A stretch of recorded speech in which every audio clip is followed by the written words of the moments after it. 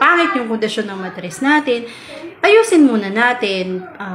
Kailangan humanap tayo ng paraan para maging maganda muna yung kondisyon nung matres natin. Ayusin natin yung lining para kapag nagkaroon po uli ng pagbubuntis at kung balak uling mabuntis, mas magiging maganda yung lulugaran ng baby. Tandaan natin na sa matres po, dyan po yung nag-hold ng baby for 9 months. So, kung hindi po maganda ang kondisyon niya at hindi maganda yung kondisyon ng katawan mo, mauuwi po uli sa failed na pregnancy or failed na pagbubuntis. May mga ganyang cases kami dito sa programa. Nabuntis sila at sinabihan ng doktor na manipis yung lining ng matres.